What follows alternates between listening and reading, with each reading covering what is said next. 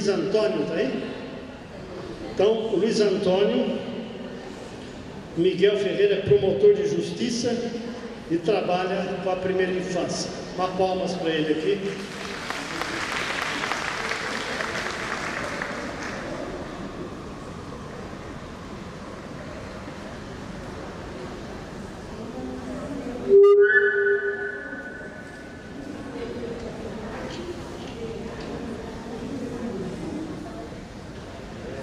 Boa tarde. Boa tarde. Estou falando do seu microfone porque eu vi um deficiente visual, e para o deficiente visual é importante que fale seu microfone para ele se localizar. Senão, a hora que termina, ele fica batendo palma só por alto-falante, né? Você vai em alguns eventos e se a gente não se dirigir ao deficiente visual, ele fica meio perdido no espaço, tá bem? Bom, eu quero dizer que é um prazer muito grande estar aqui e com certeza vocês devem estar se perguntando o que tem um promotor que tem que estar fazendo numa mesa de saúde com vários médicos renomados, né? Eu também me perguntei o que eu estou fazendo aqui, porque eu achava que a minha mesa podia ser da área de educação também. Mas o que eu vou falar também tem a ver com saúde, por isso que eu me sinto confortável em abordar esse tema. Pode ser que eu invada um pouco a área de saúde, que eu vou passar alguns vídeos para vocês, que eles possam ser um pouco repetitivos, mas eu acho que é importante para a gente se posicionar a respeito do tema. Vou falar com vocês a respeito da prevenção na primeira infância. Quero dizer que eu sou promotor da infância e juventude há 30 anos, e 30 anos trabalhando com menores infratores, né? E nem sempre eu consegui obter sucesso no trabalho com esses adolescentes infratores.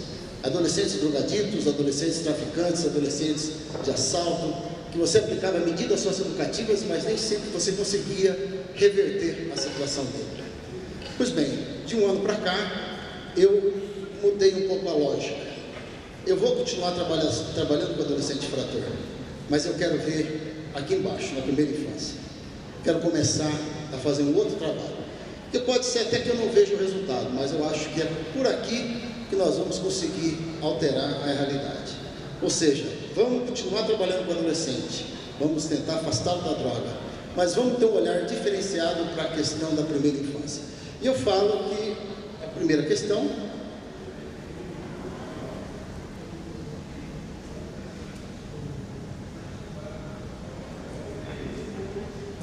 qual que é o de baixo todo? Então eu quero falar com vocês sobre a primeira infância, vou falar, claro, um pouquinho de lei, porque é a minha área, quero falar do programa The Basics e a primeira infância como prioridade absoluta. Então, o primeiro ponto é a questão da primeira infância. O que é a primeira infância? A primeira infância tem duas etapas, tem a primeiríssima infância e a primeira infância. A primeira infância de 0 até 6 anos de idade, primeiríssima infância até 3 anos de idade. Veja que nós começamos no pré-natal, nós estamos falando de pré-natal. Eu não estou falando de 0 a 6 ou de 0 a 3. É do pré-natal até o 6º ano, é do pré-natal até os 3 anos de idade. E a gente percebe que tem muitas leis que tratam dessa questão. Por exemplo, a Constituição Federal, o Estatuto da Criança e Adolescente, a Lei de Diretrizes e Bases da Educação, quando a gente trata especificamente da educação, você vai ter um tratamento específico para a primeira infância.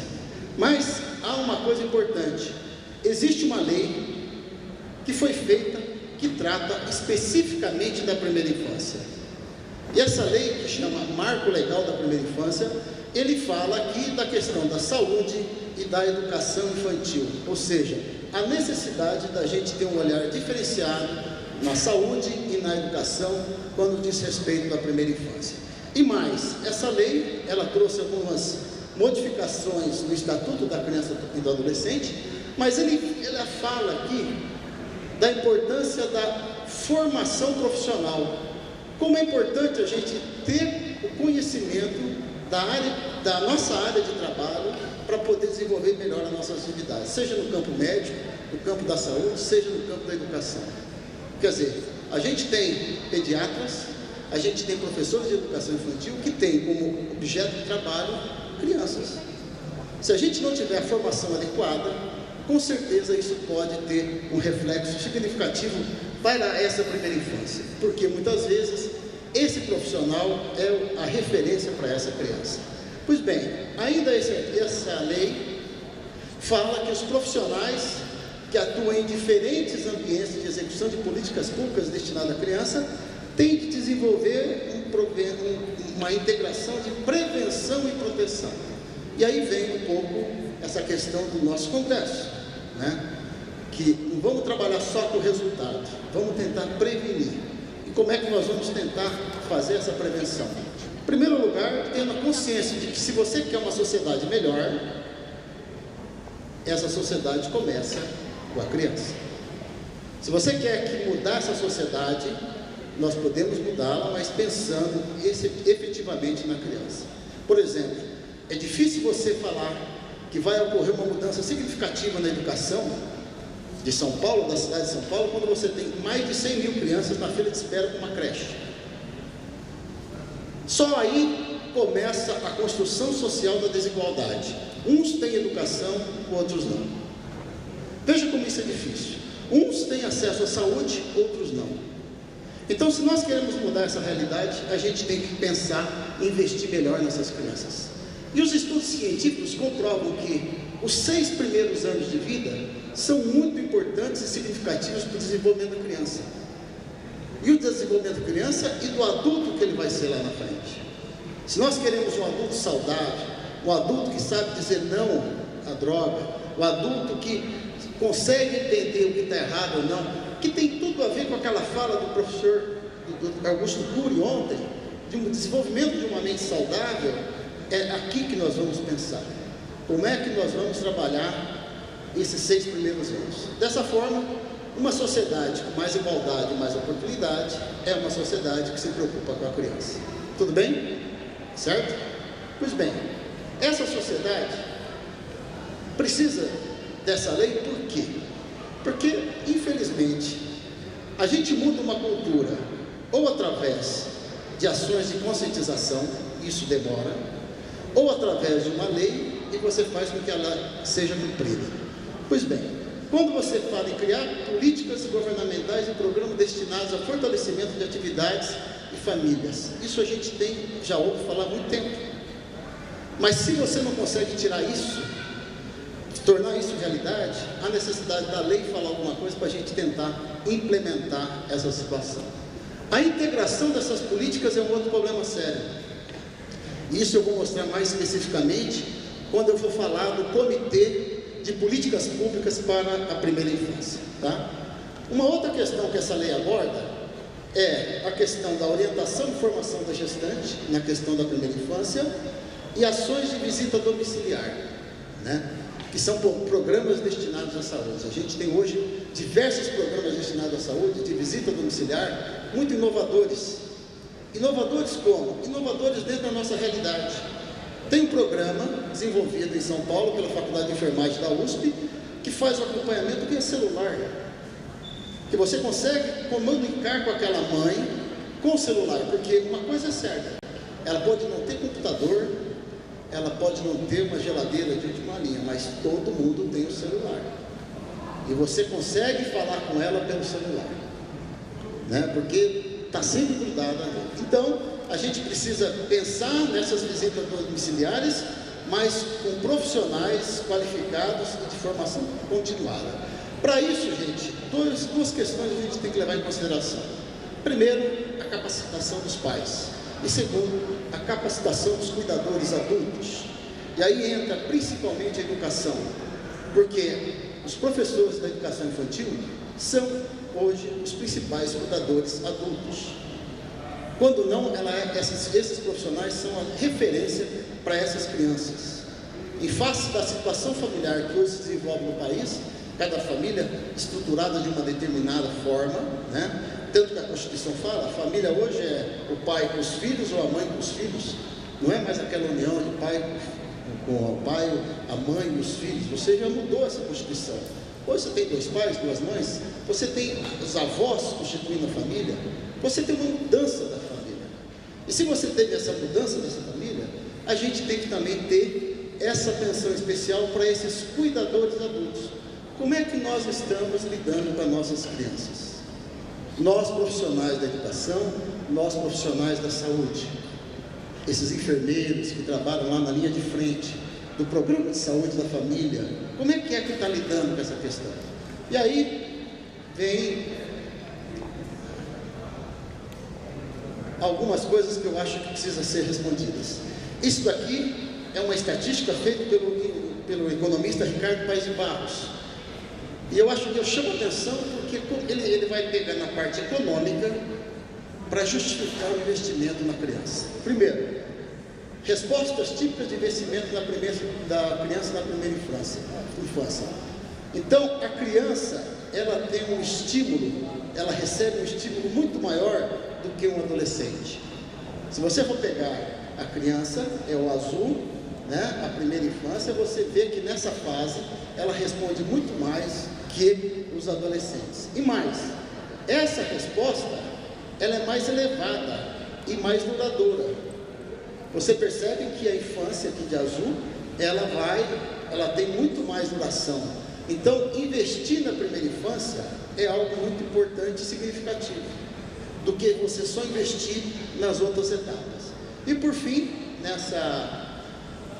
as transformações persistentes e duradouras, quer dizer, quando você investe na primeira infância, você vai ter uma resposta mais duradoura.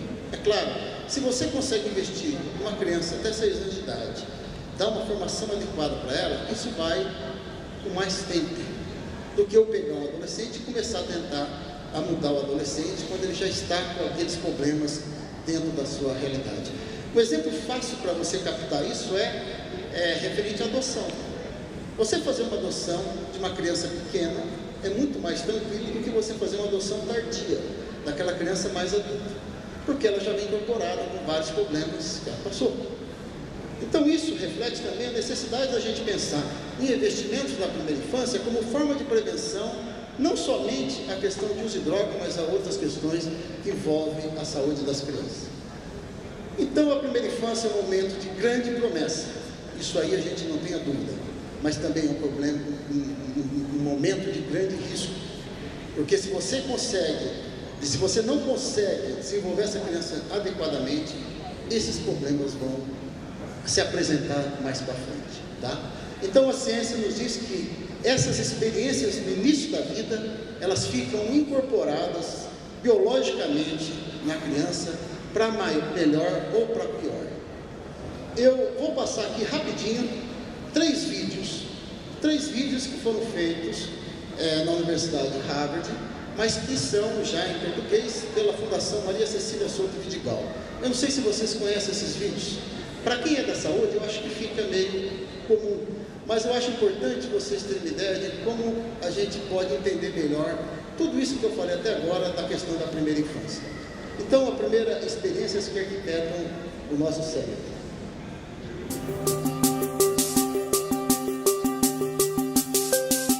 As experiências vividas pela criança durante os primeiros anos de vida têm impacto duradouro na arquitetura do cérebro em desenvolvimento. Os genes representam o diagrama a ser executado, mas as experiências moldam o processo que define se o cérebro formará uma base forte ou fraca para a aprendizagem, o comportamento e a saúde ao longo da vida. Durante essa fase importante do desenvolvimento, bilhões de células cerebrais, chamadas neurônios, enviam sinais elétricos para se comunicarem entre si. Essas conexões formam os circuitos que estabelecem a arquitetura básica do cérebro. Circuitos e conexões se multiplicam rapidamente e se fortalecem por meio do uso frequente. Nossas experiências e o ambiente em que vivemos determinam quais circuitos e conexões são mais usados. As conexões mais usadas se fortalecem e se tornam permanentes, enquanto as conexões pouco usadas desaparecem através de um processo normal chamado poda. Circuitos muito usados criam vias expressas para os sinais elétricos percorrerem as diversas regiões do cérebro. Os circuitos simples se formam primeiro, constituindo a base sobre a qual os mais complexos serão formados depois.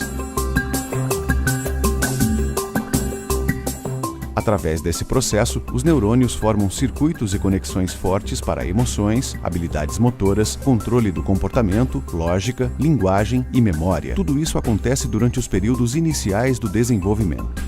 Com o uso repetido, os circuitos se tornam mais eficientes e se conectam mais rapidamente às outras áreas do cérebro. cérebro. Embora se originem em áreas específicas do cérebro, os circuitos são interligados. Não se pode ter um tipo de habilidade sem as demais para complementá-la. Como na construção de uma casa, tudo está conectado, e o que vem primeiro forma a base para o que virá depois.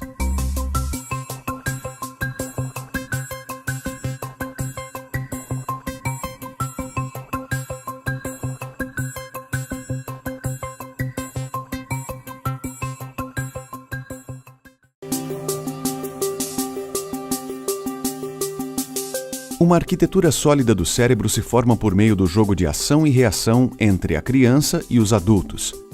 Nesse jogo de desenvolvimento, os neurônios formam novas conexões no cérebro na medida em que a criança instintivamente faz carinhas, sons e gestos, e o adulto reage de maneira bem significativa e focada. Isso começa bem cedo na vida, quando um bebê tenta se expressar e o adulto interage, chamando a atenção do bebê para o seu rosto ou sua mão. A interação forma as bases da arquitetura cerebral, a partir da qual todo o desenvolvimento futuro será construído. O jogo de ação e reação ajuda a criar conexões por meio dos neurônios em todas as áreas do cérebro, estabelecendo as habilidades emocionais e cognitivas que as crianças precisam para viver. Por exemplo, as habilidades de linguagem e de alfabetização se formam quando o bebê vê um objeto e o adulto pronuncia o nome desse objeto.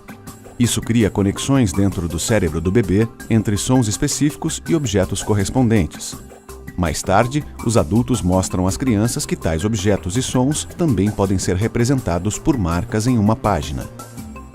Com o apoio constante dos adultos, as crianças aprendem a decifrar a escrita e, então, a escrever. Cada etapa se constrói sobre a anterior.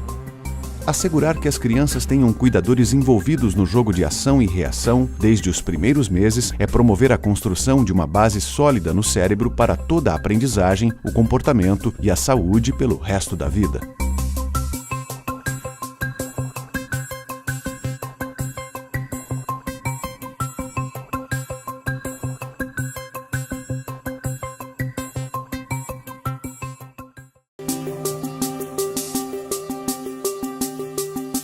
Aprender a lidar com o estresse é uma parte importante do desenvolvimento saudável. Quando vivenciamos a experiência do estresse, o sistema de resposta ao estresse é ativado, o corpo e o cérebro ficam em alerta. A adrenalina toma conta e os batimentos cardíacos aumentam, bem como os níveis de hormônios de estresse. Quando o estresse é aliviado em pouco tempo, ou a criança recebe apoio de um adulto acolhedor, a resposta ao estresse desacelera e o corpo rapidamente volta ao normal. Em situações severas, como abuso e negligência contínuos, ou quando não há um adulto acolhedor para amortecer os impactos do estresse, a resposta ao estresse continua ativada.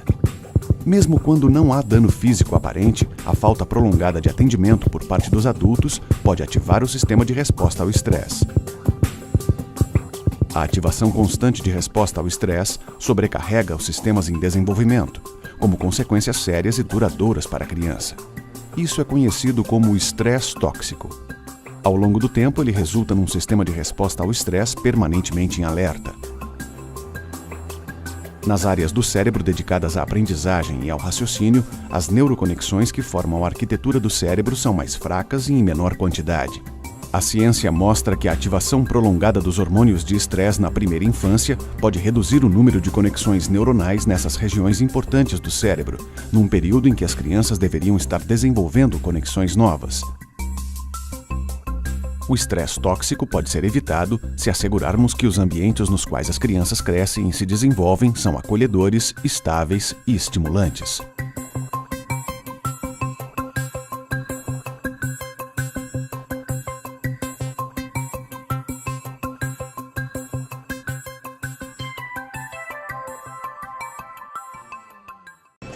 Pois bem, isso daqui dá para a gente ter uma ideia de como a gente lida com o adolescente hoje que é envolvido com droga. Você vai ver muitos adolescentes que tiveram estresse tóxico em razão de viverem em uma família cujo pai era dependente, ou traficante, ou cuja mãe era também dependente. Ele viveu numa situação que, mesmo que ele não se envolva com o estresse tóxico, que ele não se envolva, ele pode não acompanhar, por exemplo, o desenvolvimento educacional. A gente tem casos lá na minha região de crianças aparentemente normais mas que viveu uma negligência tão grande na infância, que hoje, por exemplo, não acompanha a escola, não consegue desenvolver. E aqui tem essa formação da sinapse, quer dizer, a importância de você ter esses três primeiros anos. A taxa de retorno, quer dizer, quanto mais cedo você investe, maior o retorno que você vai ter dessa criança, principalmente então a questão da educação infantil, como ela é importante. Nós não estamos lidando mais com assistência social, nós estamos lidando com educação, com ensino, com aprendizagem, com formação. E você vai ter aqui um programa que foi desenvolvido para tentar amenizar essas questões que eu falei até agora. Esse programa, né, é um programa do Boston Basic, desenvolvido pelo professor Ronald Ferguson, e ele diz algumas coisas que eu acho interessante. O Dr. Lotufo falou do desenvolvimento cerebral até os 25 anos de idade. Mas ele demonstra aqui que o recém-nascido, 1 ano, 2 anos, e depois o adulto aqui, o desenvolvimento cerebral dele é quase idêntico. Quer dizer, como é importante você dar atenção para a criança, porque o desenvolvimento dela é muito rápido, é muito efetivo, né? Essas outras aqui eu vou passar. Vou para esse aqui que eu acho muito importante. A pesquisa que ele fez revela que você tendo uma criança sendo acolhida, sendo bem desenvolvida, e uma outra que não recebe os estímulos necessários, quando chega com 17 anos de idade, vai ter uma defasagem de mais ou menos 4 anos. Isso na aprendizagem. Agora dá para vocês entenderem por que tem adolescentes com 17 anos ainda no ensino fundamental. Porque são adolescentes que foram negligenciados na infância. Tá? Então, é importante pensar numa alternativa para desenvolver melhor essas crianças. O Dr. Lotufo colocou hoje de manhã, eu achei muito interessante, as famílias, o estímulo, aquelas 5 observações que devem ser feitas. O professor Ronald, ele coloca também 5 ações nesse Boston Basic, né? É um programa básico com ações simples que a gente está desenvolvendo. Qual é a ação? Mais amor, menos estresse. Primeira ação. Isso vale para professor, cuidador, para pai, para mãe, para avô, para médico, para enfermeiro, etc. Né? Como é importante a gente ter mais atenção e carinho do que aquele estresse. Segundo, converse, cante a ponte para a criança. Vamos tentar desenvolver de forma sadia essa criança. As atividades lúdicas, quer dizer, eu tenho visitado muitas creches e a gente vê as crianças ficam vidradas só na televisão. Eu falo, gente, tem tanta coisa, tanto espaço para brincar, por que a gente não vai desenvolver outras atividades, ficar só na televisão, né? Outro item, conte, agrupe e compare. Vamos estimular a criança para desenvolver habilidades matemáticas. Explore através do movimento do jogo. Leia e discuta histórias, né? A gente quer que essas crianças elas tenham o prazer da leitura. Só que a gente trabalha com elas com celular, com iPad, com iPhone e assim por diante. Então você ensina ela a lidar com o iPhone, ela já sabe mexer no dedinho. Aí depois você quer que ela aprenda a ler, que ela gosta de leitura, etc. Vamos tentar pensar em outros hábitos, né? E com isso a gente desenvolveu uma campanha, baseada também nessa campanha que foi feita em Boston, que é a primeira infância como prioridade absoluta. Essa campanha está sendo desenvolvida na cidade de Presidente Prudente e em outras também da região, tá? Ela quer capacitar secretários municipais de educação, diretores de escola, professores, né? E o grupo de atuação especial de educação da qual eu faço parte. Eu sou promotor e atuo nesse grupo que busca dar capacitação para esses professores também nessa área. Então é dotar o adulto cuidador, ou seja, o pai, a mãe, a avó, o professor, quem quer que seja, de cuidados necessários para reconhecer na primeira infância uma fase importante da vida, para depois a gente não ter que ficar pensando lá na frente o que nós vamos fazer com aquela criança ou com aquele adolescente usuário de droga, usuário de maconha, usuário de álcool, de cigarro. O Dr. Lotufo me lembrou bem quando eu trabalhava direto na oitiva de infratores, né? E eu perguntava para o adolescente: você é usuário de droga? Ele falava: não, só maconha. Como se maconha não fosse droga para ele. Por quê? Porque isso era aquilo que ele convivia na família. Era o pai usuário, a mãe usuária, era normal. Então a gente precisa pensar então nesses cuidadores, tá? E a gente lançou essa campanha institucional. Essa campanha atinge o pico do estado de São Paulo, aquela região do Pontal do Paranapanema, entre Mato Grosso e Paraná, uma região pobre, tá? E são folders que foram feitos para distribuição dessas 5 ações. Mas veja bem, campanha, como já foi dito, ela tem um início, meio, fim e passa rápido. Não é isso que a gente quer. A gente quer formar, quer discutir esses temas. Então, esses folders, eles foram feitos para atingir o pai. Nós fizemos um número de folders suficiente para distribuir para todas as creches e para escolas. Então, nós capacitamos diretores, professores, e esses foram transmitir para os pais. Ou seja, mais amor, menos estresse, conte, agrupe, compare, leia, cante, comente história, melhores cuidados na infância, explore, brinque. Teve outdoor, busdoor, não teve outdoor, nós não colocamos outdoor, nós colocamos em GIFs de celular, porque é o que eu falei, todo mundo tem celular. Então a gente mandou para os diretores, para os professores, esse mandou para os pais, para poderem compartilhar isso daí e ficar lembrando, de vez em quando, olhar e ver, olha, eu preciso fazer isso aqui, que eu acho que isso é interessante, tá? Agora, o mais interessante que a gente tem discutido agora é a formação com esses 28 municípios com o qual eu trabalho, que está lá o Comitê Intersetorial de Políticas Públicas para a Primeira Infância. Na lei da primeira infância é estabelecido que a União, Estado, Distrito Federal e municípios poderão instituir comitês de política pública para a primeira infância. Para quê? Assegurar a articulação de ações de proteção, para articular ações da saúde, educação, assistência social, cultura, esporte e lazer. Né? A gente antigamente, no passado bem remoto, a pessoa era vista como um todo, depois ela foi sendo separada. Aí você tem uma criança que tem problema na educação, que ela passa para assistência, ela passa para a saúde, ela passa no esporte, e cada um vê só o lado dela. A gente não, a gente quer articular esse comitê, e é criar esse comitê com essa função, né? De promover uma articulação das áreas da saúde. Isso está na própria lei, está no artigo 14, né? E veja que isso é uma meta do Plano Nacional de Educação. Eu não estou falando algo que está fora da nossa realidade, do nosso contexto. Já está no plano a necessidade da gente articular as áreas de educação, saúde e assistência, com foco no desenvolvimento integral da criança. E mais, no Plano Nacional, colaborar com as famílias. Colaborar com as famílias e com os órgãos públicos de assistência social, a saúde e a proteção da infância. Então, a ideia é que a gente comece a conversar mais, comece a falar mais sobre a primeira infância, como forma de prevenção, não somente de álcool e droga, de substância entorpecente, mas de uma vida saudável, ou seja, daquelas mentes brilhantes que o doutor Augusto Cury falou ontem. Se a gente quer uma criança com mente saudável, que ela questione, etc., eu não posso esperar ela crescer para depois, olha, agora você vai começar a ler o jornal. Não, vamos começar com isso antes, logo no começo, lá na frente. E a gente fez também esses totens. São totens que a gente distribui em hospitais, e não conseguimos fazer para toda a rede de educação, mas a ideia era pôr na rede de educação, mas colocamos os hospitais do Ministério Público. São 12 folders, tá? Que vai cuidar do pré-natal. São orientações do pré-natal, orientações da gestação, do parto, do nascer, do vínculo, do amamentar, do desmame, dos cuidados e estímulos,